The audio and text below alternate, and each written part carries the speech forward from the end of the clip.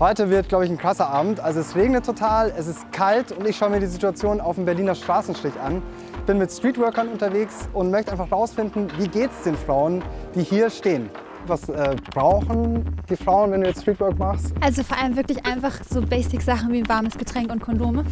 Ein bisschen gucken, wie es ihnen geht, dass sie jemand wahrnimmt, der sie nicht kaufen will. Wir haben jetzt Kaffee dabei. Wir haben Süßigkeiten dabei, ganz viele. Und Kondome, ganz wichtig.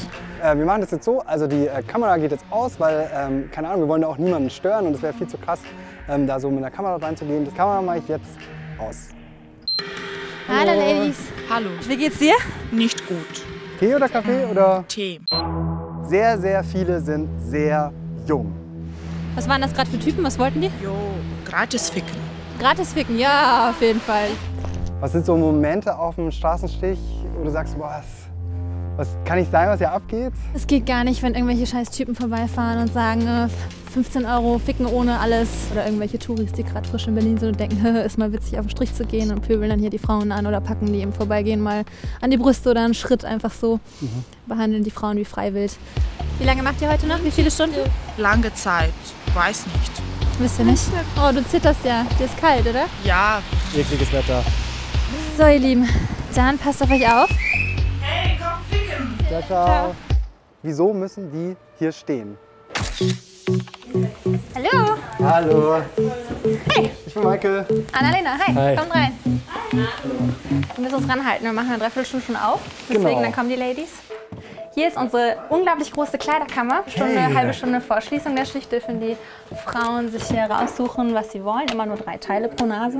Weil wieso brauchen sie dann nochmal Kleider? Strich oder Arbeit auf dem Strich hier korreliert ganz oft mit Obdachlosigkeit. Wir Frauen verdienen sehr wenig. Die verdienen hier irgendwas zwischen 20 bis 30 € pro Geschlechtsverkehr, 15 bis 20 für einen Blowjob.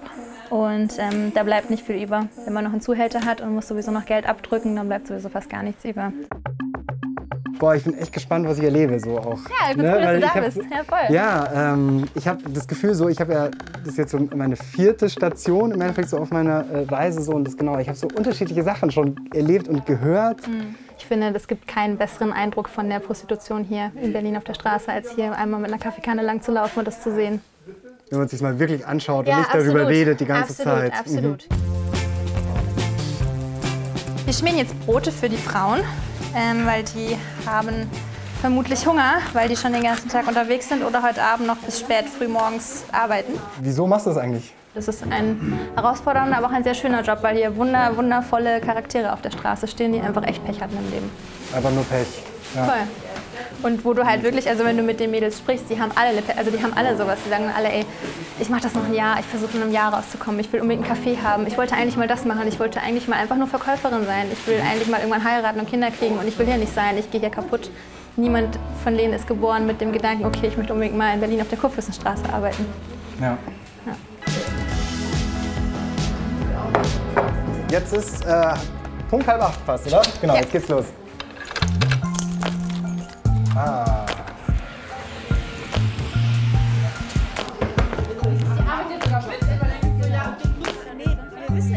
Also es ist schon ein bisschen was los, aber wir filmen das auch so, dass man quasi niemanden hier kennt, außer uns, die hier arbeiten, weil es einfach hier wichtig ist, dass dann, wenn du hierher kommst, deine Privatsphäre hast. So. Hier hängen auch zum Beispiel Fotos von Frauen, die gestorben sind im vergangenen Jahr, sei es wegen Drogen, ihr Körper hat es nicht mehr geschafft. Und das finde ich halt auch nochmal so ein Aspekt, über den ich noch gar nicht so drüber nachgedacht habe, dass du so einen Job machst und dann was brauchst, um diesen Job überhaupt durchzustehen. Und bist auch du hier auf der Straße? Ja. Wie lange schon? Seit 1983 mit Unterbrechung. Wow, 25 Jahre. Ja. Diese Arbeit, an der Straße zu stehen, zu warten, wer kommt da jetzt vorbei, ist das nicht super anstrengend? Du musst schon echt tough sein, wenn du hier arbeiten willst. Sonst solltest du das gar nicht erst anfangen und brichst zusammen. Also entweder mit Drogen, Alkohol oder du nimmst dir irgendwann das Leben. Boah, wie viel Prozent der Leute auf dem Straßenstrich, wie du es erlebst, machen das freiwillig, so wie du? Maximal 20%. 80% stehen unter Druck, wenn nicht sogar mehr. Du musst dir vorstellen, bei mir hält ein Gast an und sagt 20 € ohne Gummi. Da sag ich natürlich nein. Und der fährt dann eben einfach eine Ecke weiter und ein osteuropäisches Mädchen steigt ein. Also ist klar, sie muss. Wer findet das schon toll, mit einem wildfremden Kerl ohne Gummi zu pennen und sich, ich sag's mal echt ordinär, von dem vollrotzen zu lassen? Haben sich eigentlich die Freier verändert in den letzten Jahren? Naja, es sind mehr ohne Gummifreier geworden. Und es ist mehr so, ich bezahle dich dafür, also musst du jetzt auch richtig Leistung bringen. Was war das Schlimmste, was dir mal passiert ist? Das Schlimmste war gleich am Anfang. Da wurde ich betäubt und bin dann irgendwo in Langwitz nackt und mit abgeschnittenen Haaren aufgewacht. Ich kann dir aber nicht sagen, was mit mir passiert ist. Ich habe es einfach so gelassen, weil wenn ich da anfange nachzuforschen, dann rennt mir das für immer hinterher. Kaffee, Tee, Packers. Wie hast du denn das Gefühl, also hat sich was verändert in der Prostitution, seitdem es auch in Deutschland eigentlich legal ist? Absolut, absolut. Das Klientel hat sich komplett verändert. Vor allem halt, wie gesagt, inzwischen Frauen aus Osteuropa, die in dem Bereich arbeiten. Die Preise sind unfassbar in den Keller gegangen. Wenn der Druck ganz hoch ist, dann machen die es auf einen Zehner. So, ne? Das kommt vor, das ist keine Seltenheit. Das hat sich echt krass verändert. Und dadurch, dass die Mädchen hier halt einfach hingestellt werden, haben die auch keine Ahnung, was ihre Rechte sind, kennen das Handwerk in Anführungsstrichen nicht und wissen gar nicht, haben keine Grenzen, haben keine No-Gos, weil sie nicht wissen, wie sie es artikulieren sollen. Machen halt alles mit, obwohl sie vielleicht manche Dinge gar nicht machen wollen. Ja. Hallo, Kaffee, ich habe Kaffee. Kaffee. Der junge Mann ist hier zu euren Diensten. Kondome? Gummis? Ja, gerne. Wie lange machst du heute? How long? Nacht. Bis nachts irgendwann? Okay. Ich dachte so am Anfang so, hey, okay, wir gehen jetzt mal hin und dass ich auch wirklich mit den Frauen sprechen kann. Also so, wieso macht ihr das? Macht ihr das freiwillig? Aber wenn du dann da stehst, fühlt sich so eine Frage einfach mega absurd an. Du spürst halt, dass es nicht okay ist. Zucker? Ja. Nein, nicht Kondom. Keine? Brauchst du? Habe noch 20. Hast du? Du auch? Hast du auch Kondome? Du nicht? Brauchst du? Ja. Okay, wir haben uns jetzt nochmal in eine Seitenstraße verzogen. Ja, also für mich ist aber trotzdem auch irgendwie noch so ein bisschen abstrakt, dass es wirklich passiert. Ja, aber es passiert. Jeder 5. Mann in Deutschland war schon bei einer Prostituierten. Also alle Männer, die hier vorbeifahren, die fahren hier vorbei, die suchen bewusst oft die jüngsten der jungen Frauen, fragen nochmal nach. Teilweise ganz alte Säcke und nehmen die sich dann, ja, gönnen sich das dann, sich da eine Frau zu kaufen und sich auf ihre Machtfantasien da geil zu fühlen, dass sie jetzt ein junges Ding haben und das muss machen, was sie sagen. Okay, wir schauen jetzt nochmal weiter und wir haben nämlich noch Kaffee und Tee dabei. Der muss weg. Ja. Was waren das gerade für Typen? Was wollten die? Gratis ficken, weil er hat Geburtstag. Gratis ficken, ja, auf jeden Fall.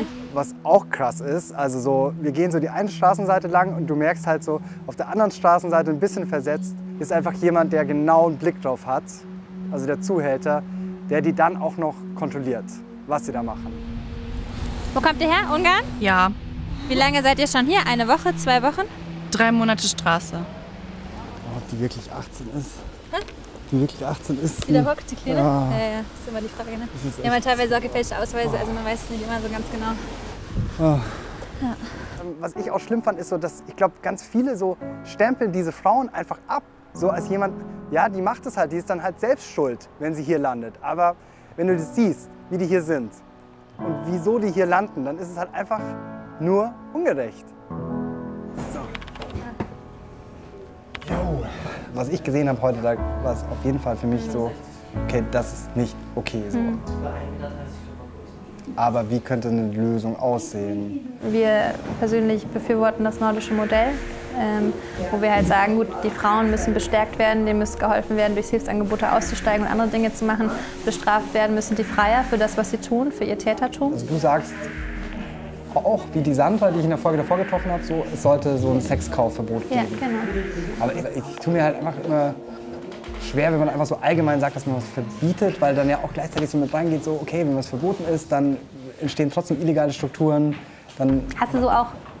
Hast du so auch? Hast du so auch. Also wir haben trotzdem, also gibt es trotzdem auch in Berlin oder sonst wo, es gibt die Bordelle, die kleinen Wohnungsbordelle, wo richtig Scheiße läuft, wo wirklich, also Sklaverei in dem Sinne ist. Es gibt minderjährige Prostitution, ne? Es gibt es alles und das hast du auch so. Wie ist es für die vielleicht wenigen Frauen, die es immer noch selbstbestimmt durchziehen wollen?